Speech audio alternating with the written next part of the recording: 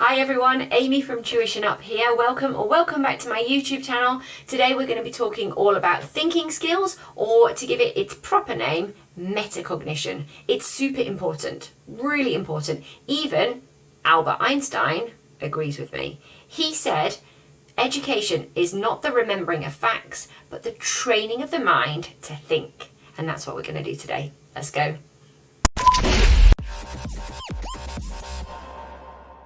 So to start the class and get you warmed up, all I want you to do is take your pen or your pencil for a walk. So for this you'll need a pen or a pencil and a piece of paper, and you're just going to take your pencil or your pen all around. Then I want you to sit back and I want you to have a look, and this is where the thinking comes in. I want you to think about what you've just drawn. Do you see anything? Do you see any items? Do you see any pictures? Do you see any letters? Do you see anything at all? What do you see? And I want you to remember that there's no wrong answer here. And have a look and maybe list, or you could point to things that you could see. So I might detail this a little bit more as a beach ball. I kind of see an alien head here. I've got a thunderstorm and lightning over here. I've got the tail of a creature over here. So have a look at yours and have a little label. Metacognition is all about thinking to think. Being aware of how you think, what you think about, your style, and it's a way of understanding your performance as well. So in the lesson on Free Lesson Friday, I showed the children these two words here, thinking skills, and we came up with the word imagine. And what actually is imagining? The children said it was thinking of something new and being creative, or maybe creating a picture, and also noticing, observing and looking, remembering, and being able to maybe recreate based on facts that you've seen. So these are all things that the children said in Free Lesson Friday. I'm sharing them with you now. The next activity we did was a game called Hold It. So I showed the children a kind of a very detailed picture, and they had 1 minute on the timer. After the minute was up, I covered up the picture and they had to recall as much detail as they could about the picture. So this is a game to strengthen memory and recall. Probably should be at least remembering maybe 10 or 12, maybe even more than that. Another activity we did was looking at these pictures and seeing what the children could see in these pictures. So what does it make you think of? There's lots and lots of different answers actually. Some were really, really detailed.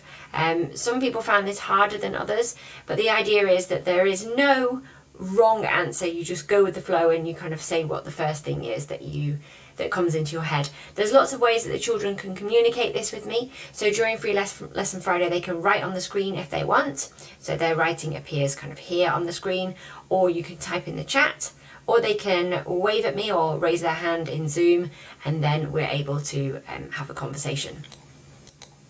At this point in the class, I introduced the children to Bloom's taxonomy of thinking, and I showed it first of all as a ladder, with remembering at the bottom and creating at the top. Then we looked at this representation, this framework, and we have remembering at the bottom and creating at the top, and I explained to the children that today we'd be focusing on the creation. A bit more of the English language focus came next. We looked at a busy picture, and the children had to find as many nouns as they could in the picture. We've talked about nouns in previous lessons, so the children are aware of what they are, also review what they are as well, a person, place or a thing. For example, a tree or a pigeon. Then on to the creation point on that Bloom's taxonomy of thinking. And I introduced the children to Merlin, the imagination wizard. Here he is, here's Merlin, the imagination wizard. What he's going to do is he's going to change one detail in that picture we just looked at. So the picture that we just saw, let me just show you again. Here it is here. Merlin, the imagination wizard, is going to wave his magic wand and he's going to change one detail. What does he change? There were really great answers. Some people said that a bird escapes, or this goat starts to bolt and run off the little island here.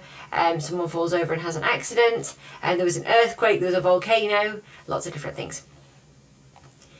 Sticking with English, so on the sentence level we played a while game next. This is really nice for strengthening creativity. I'll explain it to you now. So the while game, we've got Jones, here he is, he's slumped on his sofa, and we've got a nice little subordinate clause at the beginning. While Jones was on the sofa, comma, in the flat next door, Robert set off some TNT. So how this game worked was I gave the children an introductory sentence here. While Jones was on the sofa, they had to think of what was going to happen in the flat next door. So they had in the flat next door, and then they shared their ideas. So I just chose one. We had probably shared about 8 different ideas, and then I added in here, Robert set off some TNT. So then that becomes the subordinate clause to the beginning sentence, the next sentence. So while Robert set off some TNT outside, and then the children had to think of what could be happening in the street outside. So again, lots of answers, and I took one of those answers, a nice kind of broad one that would give lots of options. Outside in the street there was a party. Okay, and then that party comes into the next part, the beginning, the subordinate clause, while there was a party outside, comma, and then I put in the cafe, and then the children come up with what could be happening in the cafe. In the cafe, my mum was arguing with my dad. It's a fun, light-hearted activity that really gets children thinking and gets those creative juices flowing. So then we moved down Blooms's taxonomy just a little bit. So we've been on the creation stage. We did some creative activities. We spent a whole lesson on that actually. And then we moved to the evaluate. So this is where skills such as inference, where you have to be a kind of a detective and you have to look for clues in the text or clues in the picture. Often authors don't actually say what they mean, so we have to look for clues to understand what is going on. So the children were doing some evaluation of this picture here. So if we look at this picture, what can we infer has happened? What can we understand? Well, we got lots of really good answers. Obviously that this person has been in the sun, and looks like they've been wearing flip-flops and the poor person's got sunburnt. And then it went a step further, so children were able to say, oh, maybe they're on holiday, maybe they're in a hot country. Someone said that they don't look after their toenails very well. Someone said that maybe they've been stung by a jellyfish or they'd hurt their toe in some way, and they know this because of the plaster there. I like to share activities that are really accessible and fun for children so that they can do them in the lesson and enjoy themselves, and then they can take that learning back to their learning that they're doing at home or whatever they're doing at school, and that they can apply that and that they can feel confident doing it because we've done some short, fun activities in a really inclusive atmosphere. If you would like to join the live sessions, I call it Free Lesson Friday. It's on every Friday at 10 o'clock. Please check out the link in the description below. The videos on YouTube are alright, they're fun and interesting, but the live session is where the magic happens. So please feel free to contact me and join, and I'll see you in class. Bye for now, bye.